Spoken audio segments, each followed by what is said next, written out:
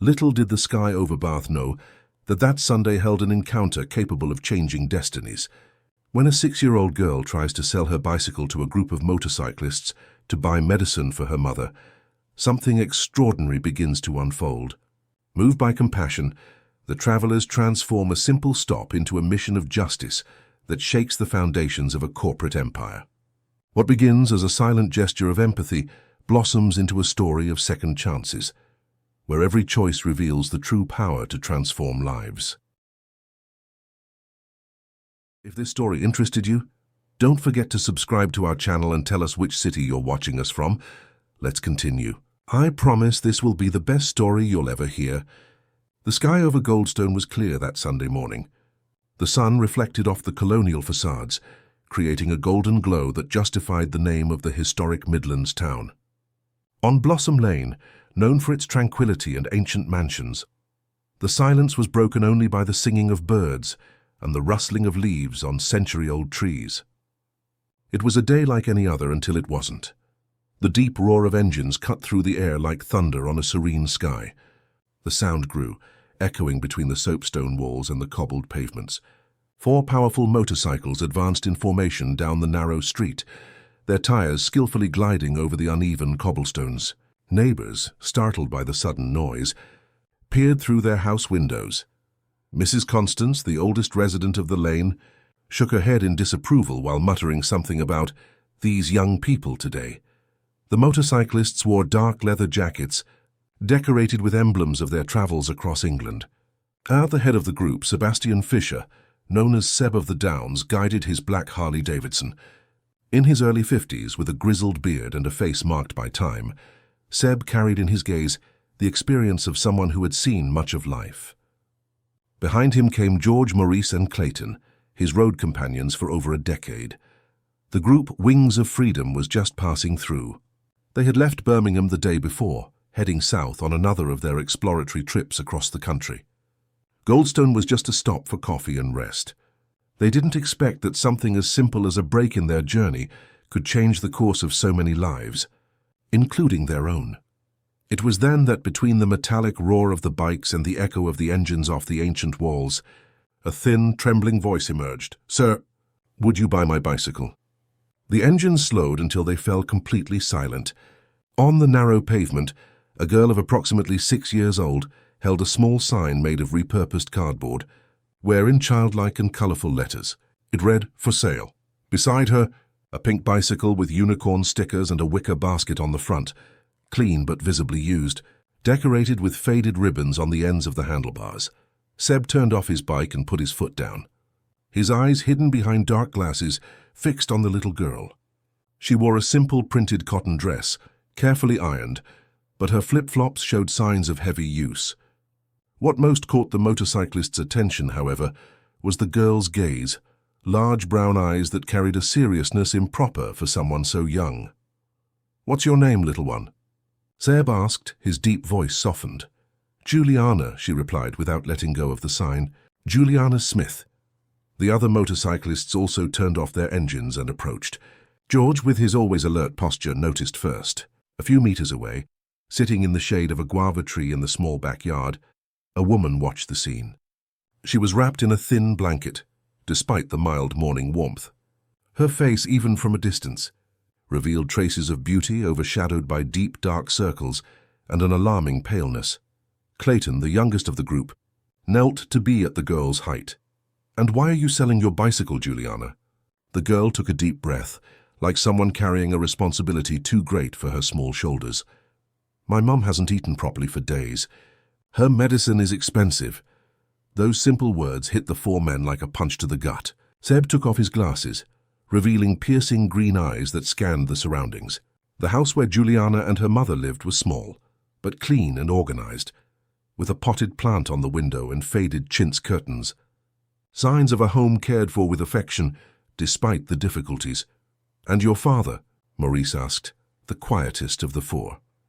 "He left when I was a baby," Juliana replied, with the naturalness of someone already accustomed to absence. "It's just me and Mum. She used to work at the sweets factory, but the owner laid everyone off when the new machines arrived." Seb made a subtle gesture to his companions, and approached the woman in the backyard. As he got closer, he noticed the signs that confirmed his suspicions: excessive thinness, trembling hands, difficulty breathing. "Good morning, madam. My name is Sebastian." The woman tried to stand up, but Seb made a gentle gesture for her to remain seated. "Helen Smith," she replied, her voice weak. "I apologize for not being able to receive you properly." "Your daughter is trying to sell her bicycle," Seb said, without beating around the bush. Helen's eyes filled with tears. "I told her she didn't need to, that things would get better. But Juliana is as stubborn as her father." She tried to smile, but the effort turned her face into a mask of pain. "Are you from Goldstone? I've never seen you around here. We're just passing through, travelers." As they talked, Juliana approached, still holding the sign. "Is the man going to buy my bicycle, Mum?" Seb looked at the girl and then at Helen. Something stirred within him. A distant memory of his own childhood on a farm in the Midlands countryside, when his father fell ill and the family almost lost everything. He remembered the despair in his mother's eyes, similar to what he now saw in Helen's. "What happened to you, if you don't mind me asking?" Seb inquired. Helen hesitated, but Juliana's gaze encouraged her. "Sickle cell anemia, complicated by pneumonia. I was laid off from the Midlands Confectionery Sweets Factory right after leaving the hospital. The owner, Dr. Augustus Madden, modernized production. He didn't need as many employees, and I was among those dismissed." She paused to catch her breath. "I understood his reasons, but I asked for just one more month until I could get the medicines through the NHS. He refused. He said business is business." Juliana squeezed her mother's hand. "That's why I'm selling my bicycle. I want to buy Mum's medicine and food. The man at the pharmacy said it costs £83. The four motorcyclists exchanged glances. At that moment, without needing to say a word, they all silently agreed on what needed to be done. Seb crouched in front of Juliana. "You know, little one, I don't think I'll buy your bicycle." The girl's face fell in disappointment. "But," he continued, "perhaps we can do something else." Seb pulled his wallet from the inner pocket of his jacket and took out some notes. "This is a loan, not charity," he explained, placing the money in Helen's hands. "When you're better, you can return it if you wish." "I can't accept," Helen weakly protested, trying to return the money. "Yes, you can," George interrupted, pulling a card from his pocket. "I own a mechanical workshop in Birmingham. When you're recovered, we always need someone with experience in quality control, like at the sweets factory." Helen looked at the card as if it was something precious. "Why, you don't even know us." Seb looked at Helen for a moment, searching for the right words. "Sometimes life is a Ferris wheel. Today we're at the bottom. Tomorrow we might be at the top. I've been where you are now." He looked away towards the horizon, where the sky met the colonial rooftops. "And someone extended a hand to me when I needed it most." The group remained there for some more time. Juliana showed off her collection of colorful pebbles, found on the cobblestone streets after the rains. Helen, still reluctant, only accepted the help when Seb insisted he wasn't doing charity, but paying an old debt to the universe. Before they left, they agreed they would pass through Goldstone again in 2 weeks, on their way back from their trip. Juliana hugged each of the motorcyclists, her small face lit up for the first time since they had appeared. When the engines roared back to life, they no longer seemed so threatening to the ears of the residents of Blossom Lane. As they rode along the winding road that cut through the mountains of the Midlands, Seb remained thoughtful. The encounter with Helen and Juliana had awakened something dormant within him, an indignation he thought he had long abandoned, after years of trying to accept the world's injustices. "That Augustus Madden fellow," George commented, pulling his bike alongside Seb's when they stopped at a viewpoint to enjoy the view. "He's the owner of that famous sweets factory, isn't he? The one that sells throughout the southeast." Clayton, the youngest and most connected of the group, already had his phone in hand. The Midlands Confectionery. Founded in 1987, estimated annual revenue in the millions, exports to countries in Latin America. The guy is considered a model entrepreneur, even gives talks on corporate social responsibility. Maurice let out a dry laugh. Social responsibility, laying off a sick woman without even giving her time to get back on her feet. What kind of example is that? Seb remained silent, observing the valley that stretched below them, with its colorful houses scattered like confetti over the green mountains. Finally he spoke. Let's make a change to our itinerary, brothers. After Rye, I think we should go through London. The other three exchanged glances, understanding immediately. The headquarters of the Midlands Confectionery, according to the website Clayton was consulting, was precisely in the English capital. Seb, George pondered, always the most cautious. What exactly are you planning? We can't just storm the guy's office and demand he rehire Helen. No, Seb replied, putting his helmet back on. We can't. But we can remind him of something that money seems to have made him forget, that before being a businessman, he is a human being. The journey continued as planned in the following days. The group travelled the winding roads of the Pennines, visited the historic beaches of Rye, and finally arrived in London on a rainy Wednesday. The megalopolis pulsed at its usual frantic pace, indifferent to the small human stories unfolding within it. The headquarters of the Midlands Confectionery occupied a modern building on Oxford Street. Mirrored glass facade, stylized colourful logo representing typical Midlands fruits, security at the entrance checking identifications, all very different from the simplicity of Helen and Juliana's home in Goldstone. The four men observed the building from across the street, sitting in a coffee shop. They had exchanged their leather jackets for more discreet clothes, dress shirts and jeans. They looked like executives in an informal meeting, not motorcyclists planning to confront a powerful businessman. According to the company's website, Clayton informed, looking at his tablet, Augustus Madden will be at an awards event tonight at the Grand Regent Hotel. He will receive the Socially Responsible Entrepreneur of the Year award. Maurice almost choked on his coffee. Is this some kind of sick joke? It's the reality we live in, my friend, Seb commented. But perhaps we can bring a little poetic justice to this situation. The plan was simple. They would not confront Madden directly, nor would they do anything illegal. They would simply attend the event, which was open to entrepreneurs and guests, and find a way to show him the real impact of his decisions. George had obtained invitations through an old client of his workshop who worked with corporate events. At 8 in the evening, the four friends, impeccably dressed in rented suits, entered the hotel's ballroom, mingling with the entrepreneurs, journalists, and socialites who were celebrating the best business practices of the year. Augustus Madden was exactly as he appeared in photos. Tall, around 60 years old, perfectly trimmed grey hair, a practiced smile that didn't reach his eyes. He moved around the room with ease, shaking hands and posing for photos, always with a glass of champagne in hand. How are we going to approach him? Maurice asked, observing the businessman from afar.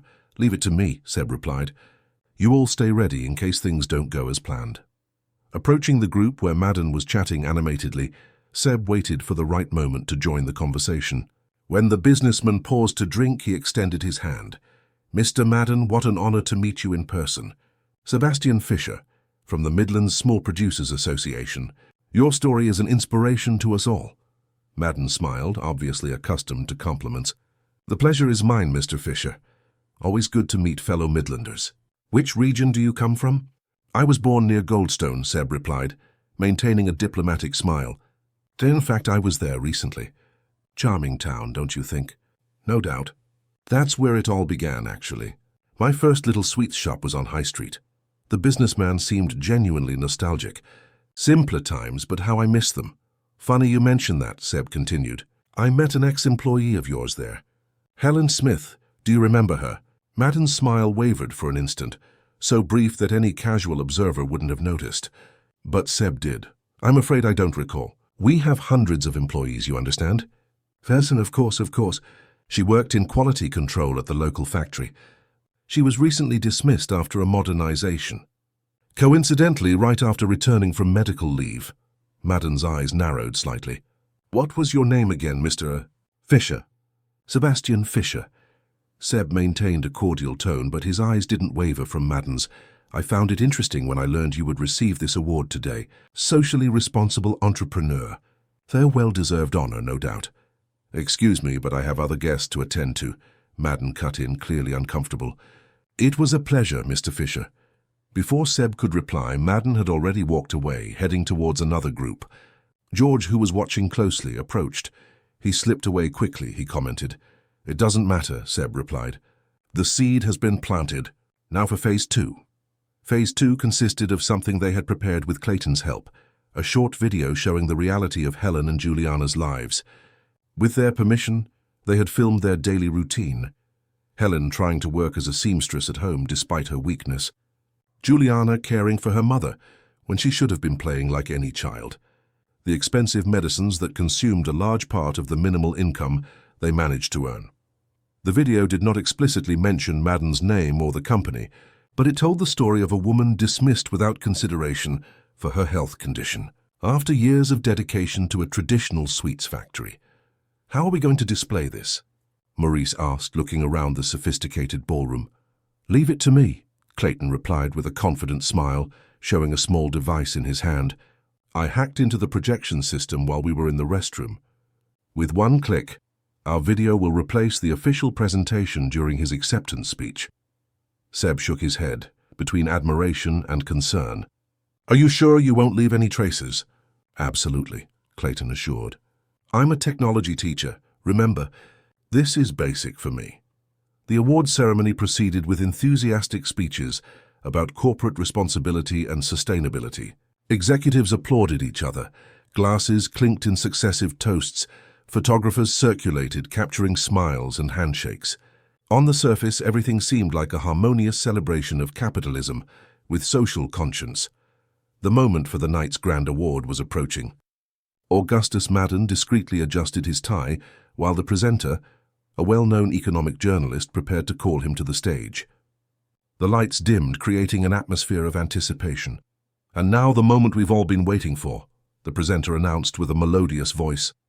The Socially Responsible Entrepreneur of the Year award goes to a man who transformed a small countryside sweets shop into a national empire, without ever forgetting his roots and his commitment to the community. Please welcome Augustus Madden, CEO of the Midlands Confectionery. Enthusiastic applause filled the hall as Madden walked confidently onto the stage. His smile, practiced over decades of public life, shone under the spotlights. In the background, a large screen displayed the company's logo, accompanied by images of social campaigns sponsored by the Midlands Confectionery. Smiling children in renovated schools, elderly people receiving food hampers, employees volunteering in tree-planting initiatives. Seb observed everything with a neutral expression, but his eyes did not hide the tension. George, Maurice, and Clayton positioned themselves strategically around the hall, ready to act according to the plan. Clayton, in particular, kept his gaze fixed on his smartphone, where he controlled the device connected to the projection system. "Thank you. Thank you all," Madden began after receiving the crystal statuette. "It is with immense gratitude that I receive this recognition, which is not just mine, but of the entire Midlands Confectionery family." He paused dramatically, looking around the ballroom. "When I started over 30 years ago, in a small kitchen in Goldstone, I never imagined getting this far. But I always had a principle that guided me. Prosperous businesses are only truly successful when they contribute to a better society." Applause punctuated his speech. Madden continued, now with a more solemn tone. "I firmly believe that the true entrepreneur of the 21st century has responsibilities that go beyond profit. We have a duty to care for people, the environment, the communities where we operate." His voice gained strength like a preacher in his pulpit. "At the Midlands Confectionery, our employees are not numbers, they are families. Our production does not only aim for financial results, but also social well-being. And it is with this commitment that we will continue to advance, modernizing our operation without losing our humanist essence." It was at that moment that Clayton, with a discreet movement of his finger across his phone screen, activated the device. The image on the large screen flickered for an instant, as if there were a technical fault. The event's audiovisual team frowned, confused. And then, instead of the carefully selected corporate images, Helen Smith's face appeared, pale and tired, yet dignified. Helen's voice, recorded days earlier in her small living room in Goldstone, filled the hall. "My name is Helen Smith. I worked for 12 years at the Midlands Confectionery Factory in Goldstone, always proud to be part of a company that claimed to value its employees." Madden's speech died in his throat. His eyes widened in shock as he recognized the former employee. The audience, initially confused, now watched in silence as the narrative unfolded on the large screen. The video showed the raw reality, Helen trying to sew with trembling hands, Juliana preparing a simple soup because her mother was too weak to stand, the pile of medical prescriptions and overdue bills on the table. There was no dramatization or exaggerated narrative, just the real life of a woman and her daughter, trying to survive after being discarded by a company that propagated its human values. When I fell ill, Helen continued in the video, I believed the company I helped build would support me. So after all, it was 12 years of impeccable service, no absences, no complaints. But when I returned from the hospital, I found that my place no longer existed. Modernization, they said. And when I asked for just a few weeks to get back on my feet, to get the medicines through the NHS, the answer was, business is business. Madden's face had lost all color. His eyes scanned the hall, searching for those responsible for the situation. His gaze met Seb's, who stared back firmly, without anger, just with the determination of someone who finally manages to reveal a long-hidden truth. My daughter Juliana tried to sell her only bicycle to buy my medicine. Helen's voice trembled slightly. A 6-year-old child should not carry that burden. I'm not telling this to receive pity, but to remind that behind every business decision there are real lives, real people. The video ended with Juliana embracing her mother, both looking at the camera with dignity, not as victims, but as survivors. A heavy silence took over the hall. Some guests exchanged embarrassed glances, others checked their phones, as if they had suddenly received urgent messages. Journalists present, however, suddenly seemed much more interested in the event than they had been minutes before. Madden, partially regaining his composure, cleared his throat into the microphone. It seems we had a technical issue, as I was saying, but the atmosphere had irreversibly changed. The magical moment of the award ceremony was irrevocably compromised. Some people began to stand up, commenting in low voices. A bolder journalist approached the stage with a recorder. Mr. Madden, do you confirm that the woman in the video is your former employee? Would you like to comment on the accusations? The public relations team of the Midlands Confectionery sprang into action, surrounding the businessman and practically dragging him off the stage. The presenter, visibly flustered, tried to regain control of the situation. Well, it seems we had a slight interruption. We will proceed with the next award of the night. But the damage was done. Murmurs grew throughout the hall, while Helen Smith's name and the term the Midlands Confectionery already began to circulate on social media, boosted by the event's own guests who were sharing what happened in real time. Seb gave a discreet signal to his companions, and the four began to calmly head for the exit. There was no need for fanfare or direct confrontation. The truth had been exposed, and now it would take its own course. As they walked through the hotel lobby, they were surprised by a familiar voice. It was you. Augustus Madden stood there, surrounded by 2 security guards and his press officer, who was trying in vain to pull him away from the spot. His face was red with fury, but there was also something else in his eyes, perhaps a flicker of shame quickly suppressed. I don't know what you intend with this sabotage, but you will answer legally for it, he threatened, pointing a trembling finger at Seb. There was no sabotage whatsoever, Mr. Madden, Seb replied calmly. We merely showed a fact, a real consequence of your decision. If that bothers you, perhaps you should reflect on why. You have no idea how a company my size operates, Madden retorted, trying to regain authority in his voice. Difficult decisions need to be made every day. I can't save the whole world. Nobody asked you to save the world, George intervened, stepping forward. Just to treat a loyal employee with basic human dignity. Who are you anyway? Madden demanded to know, looking from one to another. What do you gain from this? Clayton smiled slightly. We are just 4 friends on a motorbike trip. Ordinary people who crossed paths with Helen and Juliana and decided to do something about it. And as for what we gain, Maurice added, perhaps it's something you lost along the way between the small sweets shop in Goldstone and this empire. The ability to sleep peacefully knowing that we did the right thing. Madden opened his mouth to reply, but his press officer finally managed to intervene, pulling him by the arm. Mr. Madden, the car is waiting. We have to manage this crisis immediately. As the businessman was led out, he cast a final glance at Seb, a complex look, mixing anger, confusion, and perhaps a spark of recognition. Not the recognition of a face, but of a long-ignored truth. The 4 friends left the hotel and walked through the London night, feeling the weight of what they had done, but also the lightness of those who act according to their deepest convictions. "Do you think we made a difference?" Clayton asked, as they waited for the light to change on Oxford Street. Seb contemplated Clayton's question as he watched the lights of cars passing on the busy avenue, so different from the tranquility of the roads they usually traveled.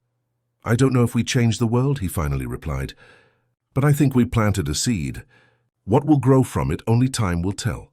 That same night, in a luxury hotel room in Mayfair, Augustus Madden stared at his laptop screen. Where social media buzzed with comments about the awards fiasco, his press office worked frantically to control the damage, but Helen Smith's story had already spread like wildfire. The businessman took a deep breath, running his hands over his tired face. Something in that video had disturbed him more than he cared to admit. It wasn't just the threat to his company's reputation, built over decades.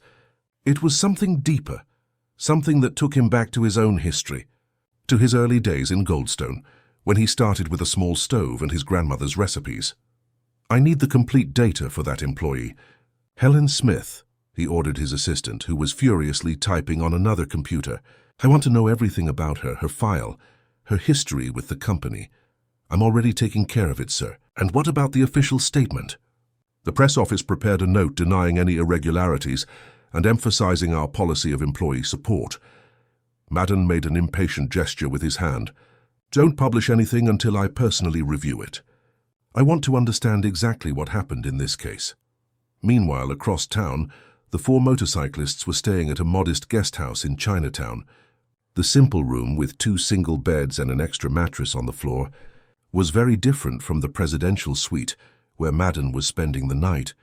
But there was an atmosphere of satisfaction among them that no material comfort could provide. "Do you think he'll sue us?" Maurice asked, taking off his boots. George laughed, stretching out on one of the beds. "On what grounds?" "We didn't tell any lies. We just showed the reality he preferred to ignore." "Anyway," Clayton added, checking his phone, "the video is already circulating on several social activism profiles. The hashtag #TwasJusticeForHelen is among the most trending topics in the country." Seb, sitting by the window, observed the lights of the city that never slept. "We didn't do this for social media fame," he reminded his friends. "We did it for Helen and Juliana, and for all the other Helens and Julianas who are treated as disposable parts." The next morning, as the four friends had coffee at a nearby bakery, planning their return to the Midlands, Seb's phone rang. It was an unknown number. "Hello? Mr. Fisher? Sebastian Fisher?" The voice on the other end was formal, professional. "This is Paula Mason, Executive Secretary to Mr. Augustus Madden. He would like to speak with you personally, if possible." Seb exchanged surprised glances with his friends. "And what would this conversation be about?" "Mr. Madden prefers to address the matter personally. He can receive you in his office at 11 o'clock if convenient." After a moment of reflection, Seb agreed. What did they have to lose? They had managed to draw attention to Helen's situation, and now perhaps they had the opportunity to take things a step further.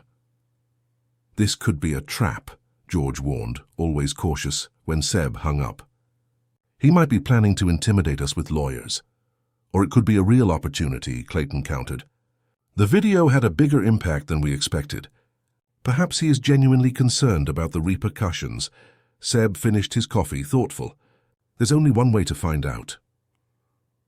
At 11 o'clock sharp, the four friends entered the imposing building of the Midlands Confectionery on Oxford Street. Unlike the previous night, when they anonymously mingled with the event crowd, they were now clearly the outsiders, 4 simple men, in casual clothes and with suspicious demeanor, amidst suit-clad executives and hurried employees. The receptionist, however, seemed to be expecting them.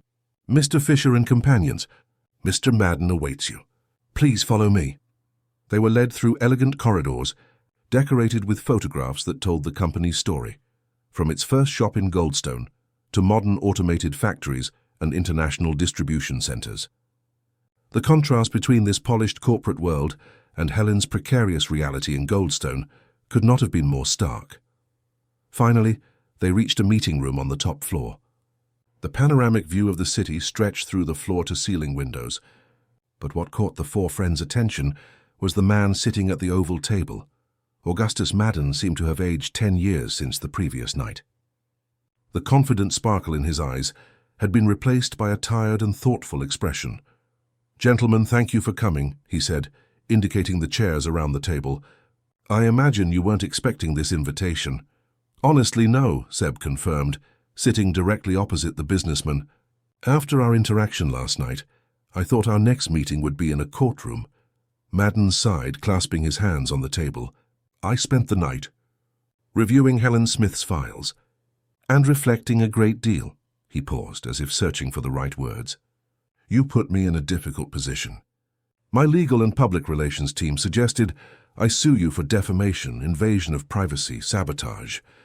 The list is long, but it wouldn't be difficult to prove defamation when we merely showed the truth," George retorted, tense. "Exactly," Madden agreed, surprising everyone. "It's the truth that brought me here today, a truth that I lost sight of along the way."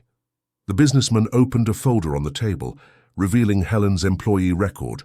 12 years with the company, exemplary evaluations, trained dozens of employees, never took a single day off until she became seriously ill 6 months ago. And yet she was discarded as if she meant nothing. Maurice completed, unable to contain his indignation. Madden raised his eyes from the folder. The decision to modernize the Goldstone factory was made by the board of directors. The layoff plan was implemented by the regional manager. I merely signed the papers." "You are the CEO," Seb reminded him. "The ultimate responsibility is yours." "Yes, it is." Madden slowly closed the folder. "You know, when I started, I knew every employee by name. I knew about their families, their dreams. At some point as the company grew, that changed. People became numbers on spreadsheets, statistics in productivity reports."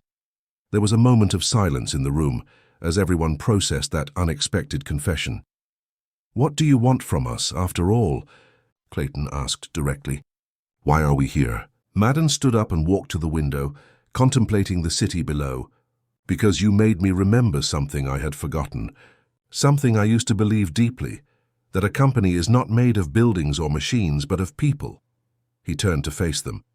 "I want to fix this. I want to offer Helen Smith not only her job back, but an adequate health support program. And I want to do the same for other employees who may be in a similar situation." The four friends exchanged glances, skeptical but hopeful. "What if you're just trying to clear your image after yesterday's scandal?" George questioned. "It's a possibility," Madden admitted with surprising frankness. "Perhaps I'm just trying to avoid further damage to the company's reputation. Or perhaps after spending a sleepless night recalling my own journey, I realized how far I had strayed from the principles that made me start this business." He returned to the table and sat down again. "Ultimately, it doesn't matter what you believe about my motivations. What matters are the actions I will take from now on." Seb studied the businessman's face, looking for signs of dissimulation, but finding only weariness and perhaps genuine regret. "Helen doesn't need charity," he finally said. "She needs dignity, respect for what she built in this company. And Juliana deserves to see her mother treated with the worth she has." "I completely agree," Madden replied, and for the first time since they met, his smile seemed genuine. "That's why I need your help. I want to go back to Goldstone personally to speak with Helen, and I want you to be there." The return journey to Goldstone unfolded unexpectedly. The four motorcyclists, who had planned to make the journey alone, now rode ahead of a black Range Rover, where Augustus Madden observed the landscape gradually transforming from the concrete megalopolis to the winding mountains of the Midlands. The businessman had insisted on leaving immediately. "Time is the only truly non-renewable resource," he had said, surprising everyone with his urgency. He had dismissed his usual entourage, security guards, assistants, public relations, opting only for his trusted driver and a small suitcase. The highway connecting London to Birmingham, and then the road to Goldstone, offered a gradient of landscapes that seemed to mirror the inner journey of everyone involved. From urban chaos to mountain serenity, every mile traveled brought Madden closer not only to Helen and Juliana, but also to his own origins, to who he had been before business success transformed him. They stopped for lunch at a roadside restaurant, the kind of simple place Madden probably hadn't frequented in decades. At first, the businessman seemed out of place among the truckers and travelers, enjoying Tropero beans and Midlands pork loin. But gradually his tense body relaxed, his formal language softening. "My grandmother's beans were very similar to these," he commented, tasting the food with genuine pleasure. "She taught me the first recipes, you know. Before we were an industry, we were just a family kitchen producing sweets for local festivities." Seb observed the businessman with curiosity. It was like witnessing a reverse metamorphosis, the polished executive gradually giving way to the humble Midlander. "What made you leave Goldstone?" he asked between bites. Madden put down his fork, thoughtful. "Ambition at first, then inertia. Success has its own gravitational pull, you know. It pulls you further away from where you started, and before you know it, you're orbiting in a completely different system." Clayton, always the youngest and most idealistic of the group, leaned forward. "And was it worth it? Trading the small sweets shop for an empire?" The question hung in the air for a few seconds. Madden looked out the window, where the Midlands mountains were already beginning to appear on the horizon. "I thought so for a long time," he replied with surprising honesty.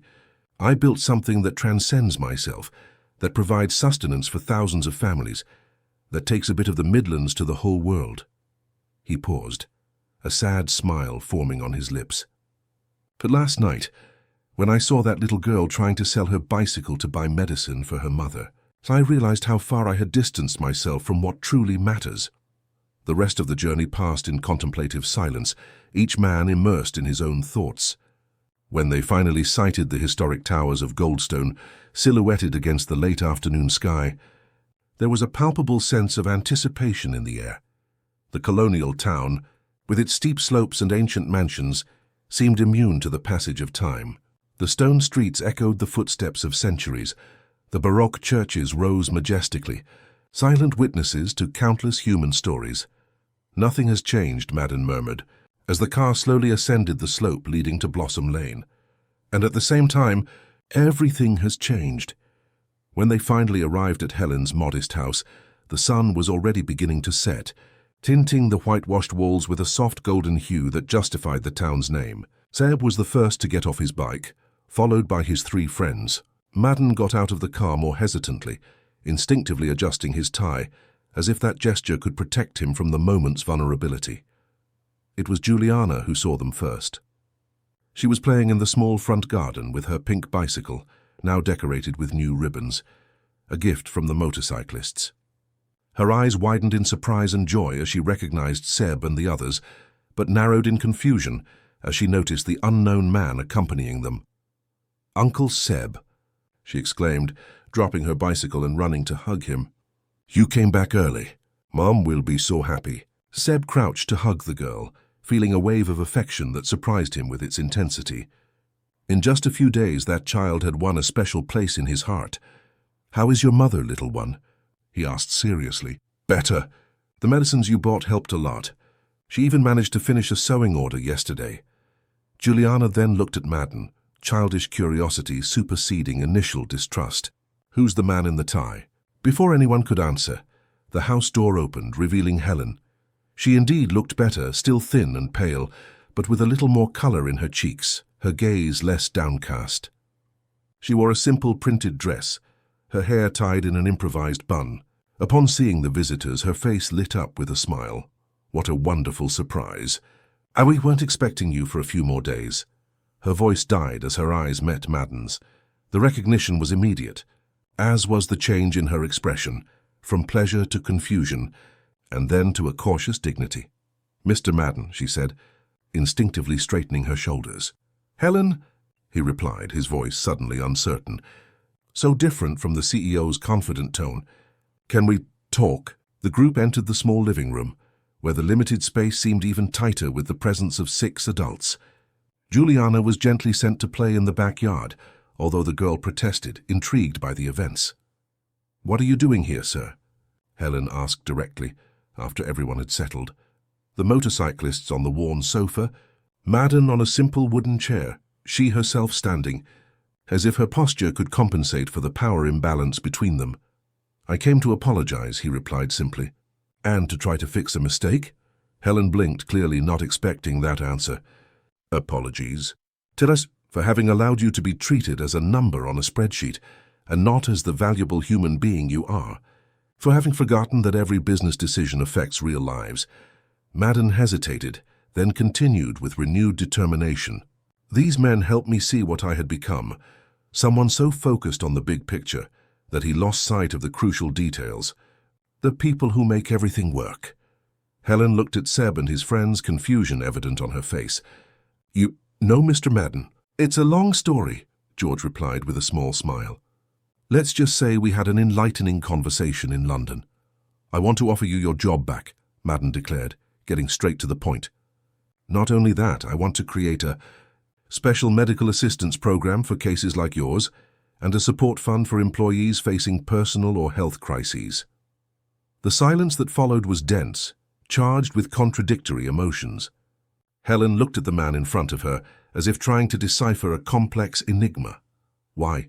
she finally asked, her voice little more than a whisper.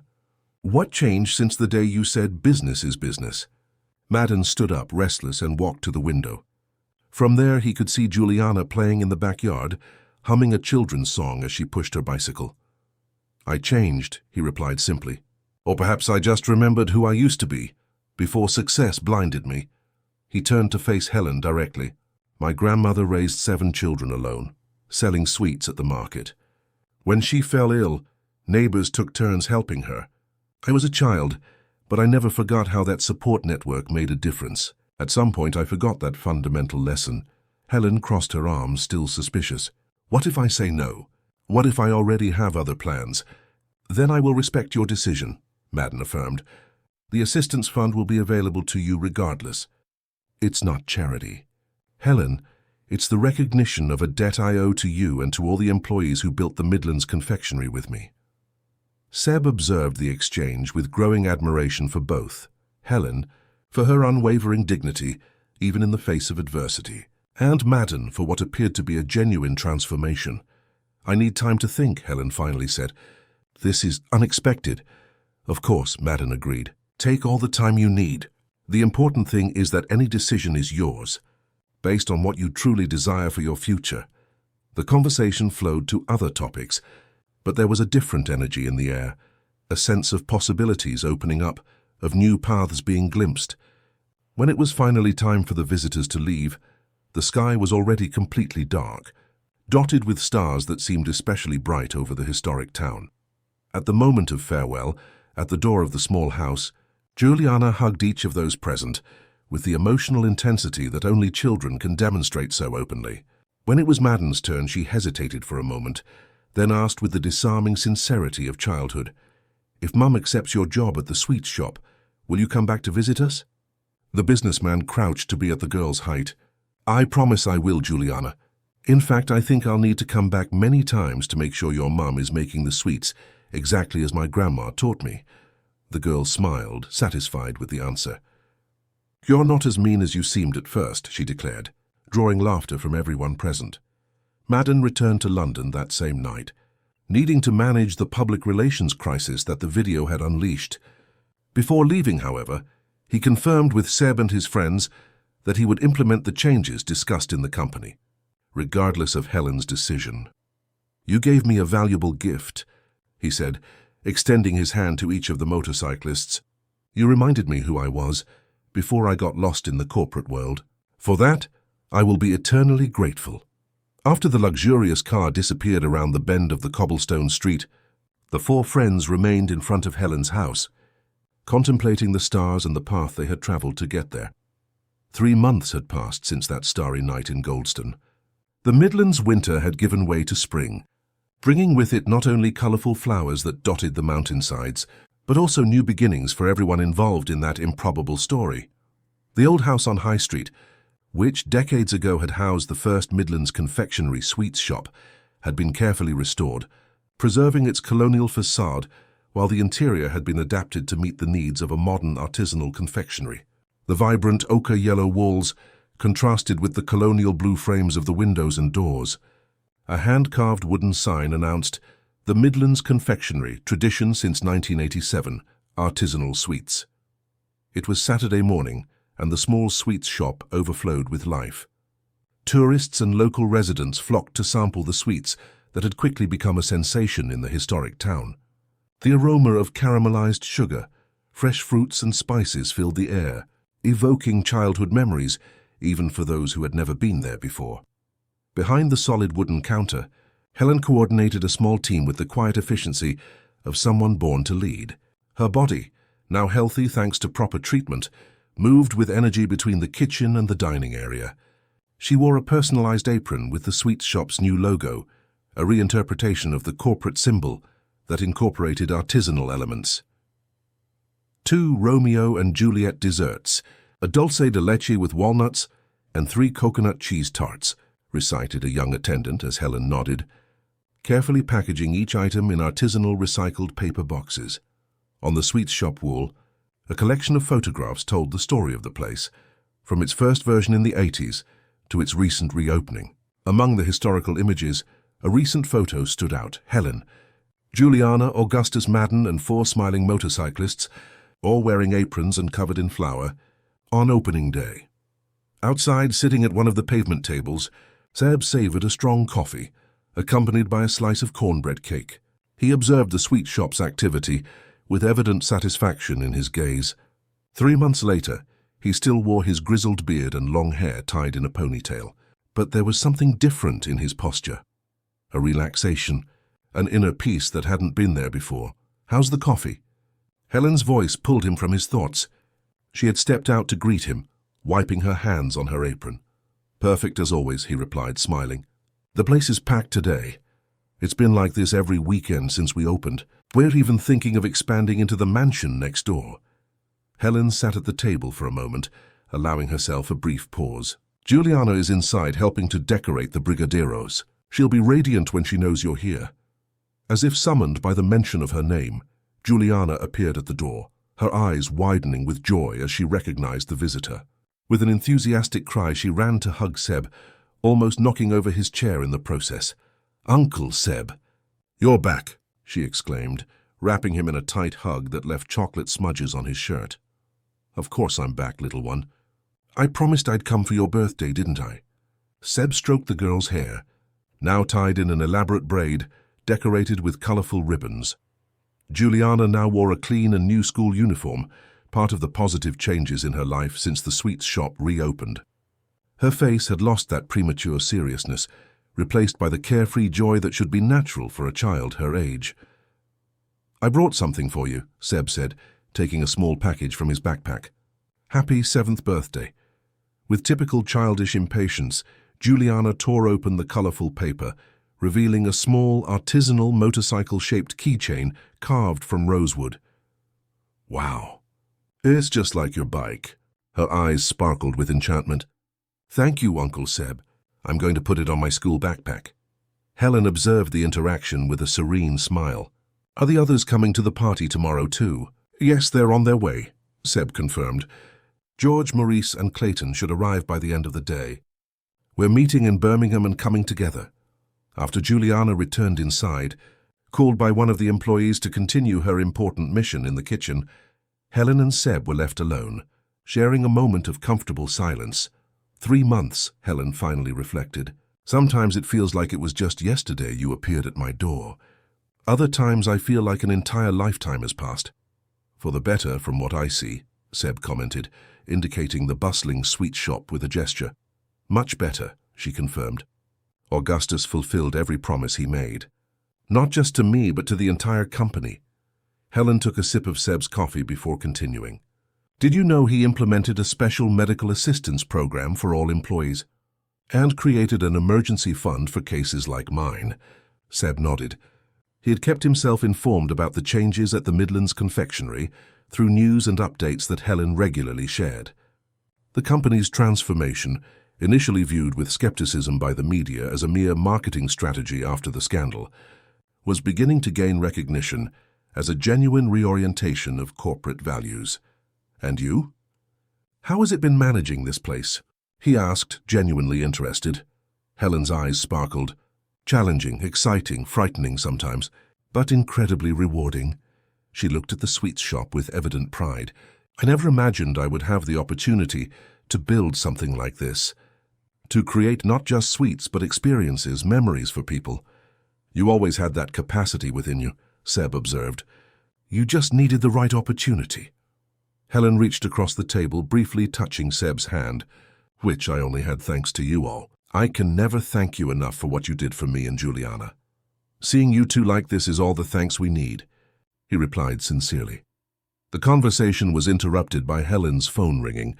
She checked the screen and smiled. It's Augustus. He must be confirming the details for tomorrow. The businessman visited Goldstone regularly, usually on weekends, to check on the progress of the sweets shop and spend time with Helen and Juliana.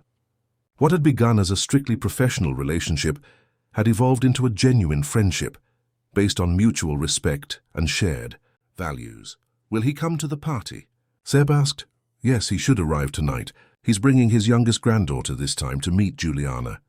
Helen replied to the message quickly, before putting her phone away. I don't know who is more excited about the sweets shop, Augustus or Juliana. He spends hours in the kitchen with her, teaching old family recipes. Sometimes I think he found in my daughter the connection to traditions he had lost. Seb observed the movement on the street. Tourists photographing the historic mansions. Local residents greeting each other with the familiarity typical of small towns. Children running along the stone slopes. There was a harmony in that scene that touched something deep within him. And you, Seb? What have you been doing these past 3 months? Helen asked, curious. He smiled, leaning back in his chair. Traveling mostly. Getting to know places, people, stories. But also... He hesitated for a moment, as if weighing his next words. I've also been thinking a lot about roots and wings. About the balance between freedom and belonging. Helen tilted her head, intrigued. And have you come to any conclusion? Perhaps, he replied enigmatically. Then, in fact, that's what I want to talk to you and Augustus about tomorrow, after Juliana's party. Before Helen could inquire further, they were interrupted by the arrival of a group of tourists who greeted her enthusiastically. Helen, the sweets were wonderful yesterday. We came back to take a box for our friends in Birmingham. With an apologetic smile for Seb, Helen stood up to attend to the customers. Duty calls. Feel free to stay as long as you like. Juliana will want to show you all the new things when she finishes in the kitchen. Alone again, Seb let his gaze wander across the historic square. In 3 months, much had changed, not only for Helen and Juliana, but also for himself. The journey that had begun as a simple motorbike trip with friends had transformed into something much more significant. The familiar roar of motorcycles in the distance announced the arrival of his companions. Seb smiled, feeling simultaneously at home and on the verge of a new adventure. Some stories, he reflected, don't really have an end, just new chapters waiting to be written. Juliana's birthday dawned radiantly, with an intense blue sky framing the colonial rooftops of Goldstone. The Midlands confectionery sweet shop was closed to customers, but buzzed with activity behind the scenes. Colourful balloons decorated the space. Tables had been rearranged to accommodate guests, and the aroma of chocolate and vanilla filled the air. In the kitchen, Helen and Augustus worked side by side, finishing the birthday cake, an elaborate 3-tiered creation that represented Juliana's journey. The first tier with a replica of her pink bicycle, the second reproducing the sweets shop's facade, and the third crowned with 7 colourful candles, surrounded by miniature chocolate motorcycles. Do you think she'll like it? Augustus asked, meticulously adjusting one of the miniatures. Helen smiled, seeing the almost obsessive care with which the businessman worked on the details. She'll love it, especially the motorcycles. She hasn't stopped talking about Uncle Seb's gang since she knew they were coming to the party. Outside, in the backyard transformed into a party area, Seb, George, Maurice, and Clayton helped with the final preparations. Clayton, always skilled with technology, installed a sound system, while George and Maurice hung colourful banners between the trees.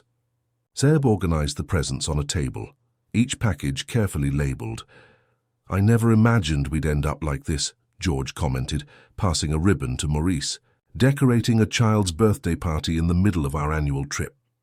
And the most surprising thing, Maurice added, is that I'm enjoying it. There's something special about being part of this, isn't there? Seb nodded, perfectly understanding the sentiment. Their travels had always been about freedom, escapism, the search for distant horizons. But now, paradoxically, they found meaning in something much closer, more intimate, the human bonds they had formed along the way. At noon, guests began to arrive. Juliana's schoolmates with their parents, sweets shop employees with their families, neighbors from Blossom Lane, and some faces from the local community who had become part of Helen and her daughter's new social circle. Among the last to arrive was Marianne, Augustus's 10-year-old granddaughter, accompanied by her father. The girl, initially shy, was soon won over by Juliana's contagious enthusiasm, who dragged her to explore every corner of the sweets shop. The party proceeded with the carefree joy that only children's celebrations can produce. Children ran among the adults. Music played. Animated conversations overlapped with the sound of laughter. Helen circulated among the guests with the ease of a born hostess, while Augustus surprised everyone with his ability to entertain the children with amateur magic tricks and funny stories. At a certain point, as Juliana prepared to blow out the candles, Seb found himself observing the scene with an unexpected emotion in his throat. The girl, radiant in her party dress, surrounded by people who loved her, was an image so distant from that serious child with a cardboard sign they had found months ago. The transformation was almost miraculous, not only in material circumstances, but primarily in the light that now inhabited her eyes. "Make a wish, Ju," exclaimed one of the children as everyone sang "Happy Birthday." Juliana closed her eyes for a moment, concentrated, then blew out the candles with determination. Applause and enthusiastic shouts followed the gesture as Helen began to cut the cake. "What did you wish for?" Marianne asked, curious. "I can't tell or it won't come true," Juliana replied with the solemn wisdom of children. Then, unable to contain herself, she approached her new friend's ear and whispered something that made them both laugh. The afternoon progressed in celebration, and gradually the party quieted down. Families began to say goodbye, exhausted children being carried by smiling parents, when only the innermost circle remained. Helen, Juliana, Augustus, Marianne, and the 4 motorcyclists. They all gathered in the back room of the sweet shop, where comfortable sofas offered a space to relax after the day's whirlwind. "I think it was the best party of my life," Juliana declared, lying on the rug with Marianne, both leafing through a storybook she had received as a gift. "You say that every year," Helen teased affectionately. "But this time it's true," the girl insisted, looking up from the book. "Because it was the first time I had so many special people together." Augustus, sitting comfortably in an armchair, with the first signs of exhaustion on his face, smiled upon hearing the comment. "You know, Juliana, sometimes the best families are the ones we build along the way. People who come into our lives by chance and end up staying by choice." The girl nodded seriously, as if she perfectly understood the depth of that observation. "Like the biker uncles. They came by chance, but now they're family." Seb, who had been quiet for most of the conversation, cleared his throat. "Since we're talking about chosen family and new paths, I think this is a good moment to share my plans." All eyes turned to him, curious. Helen, who had noticed a certain restlessness in Seb throughout the day, straightened up on the sofa, attentive. "In the last few weeks, I've been reflecting a lot on what I want for the next chapters of my life," he began, choosing his words carefully. "The roads had always been my home. The freedom of the journey had always been my greatest treasure. But recently I realized that there are other equally valuable types of journeys." George, Morris, and Clayton exchanged surprised glances. They had known Seb for years and had never heard him speak like this. After we met Helen and Juliana, after witnessing the transformation that happened here, at the sweets shop, in Augustus, in all of us, something changed within me. Seb paused, searching for the right words. "I realized that there's power in staying as much as in leaving. That putting down roots can be as revolutionary as seeking new horizons." "What are you trying to say, Seb?" Clayton asked gently. The motorcyclist took a deep breath. "Augustus and I have been talking for the past few months about the project to expand the Midlands confectionery artisanal sweet shops to other historic towns." He looked at Helen, then at Augustus. "I've decided to accept the proposal to coordinate this project. I'll establish a base here in Goldstone, but continue traveling to implement the new units in other towns." A surprised silence greeted the declaration. Of all possible developments, no one expected that one. "But what about your travels? The freedom of the road?" George questioned, visibly confused. You always said you'd never trade that for a conventional job. And I'm not trading it, Seb replied with a smile. I'm expanding. This project will allow me to continue traveling, exploring new places, but with a purpose beyond the journey itself. And more importantly, it will give me a place to come back to. His gaze swept around the room, briefly lingering on each face. A place where I know there are people who care. Juliana, who had risen to hear the announcement better, ran to hug Seb. Does that mean you're going to live here? Near us? At least part of the time, little one, he confirmed, returning the hug. I found a house to rent near St. Peter's Church. It needs renovations, but it has a perfect backyard for barbecues with friends. Helen observed the scene with a sparkle in her eyes that mixed surprise and something more. Perhaps understanding. Perhaps a silent expectation that had been growing for months. And you three? She asked the other motorcyclists. Will you be staying too? Maurice shook his head, smiling. No, our journey continues. But now we'll have a new fixed point on our annual itinerary. And a place to spend the holidays, Clayton added. If you want us around, of course. Always, Helen affirmed with conviction. This house and this sweets shop will always have open doors for you. Augustus, who had heard everything with a satisfied smile, rose to shake Seb's hand. Welcome officially to the Midlands Confectionery family. I am sure your vision will greatly enrich our project. The conversation continued deep into the night, with plans being drawn up, stories shared, and new possibilities explored. Juliana eventually fell asleep on the sofa, exhausted but happy, while the adults spoke in quieter tones about the future unfolding before them. Later, when George, Maurice, and Clayton retired to their hotel, and Augustus took Marianne to the guest house where they were staying, Helen and Seb found themselves alone on the sweets shop's veranda. The historic town slept under a blanket of stars, the golden lights of the street lamps creating dancing shadows on the walls of the century-old mansions. So you're really staying, Helen said, breaking the contemplative silence that had settled between them. It wasn't a question but a wondering realization. Seb nodded, observing the night sky. Do you know what made me decide? It was something I realized while we were traveling after that first encounter with you and Juliana. For years I thought I was seeking freedom on the roads, new horizons, different experiences. He turned to face her. But in truth, perhaps I was looking for a purpose, something that would give meaning to all those miles. Helen smiled, understanding. And you found that purpose here? I found the possibility of it, Seb replied honestly. In the project with Augustus, in the community that formed around the sweets shop, in the lives that were transformed, including my own. A soft wind stirred the leaves of the trees in the courtyard, bringing the scent of night jasmine and silent promises. Helen extended her hand, lightly touching Seb's arm. Welcome home. Then, she simply said.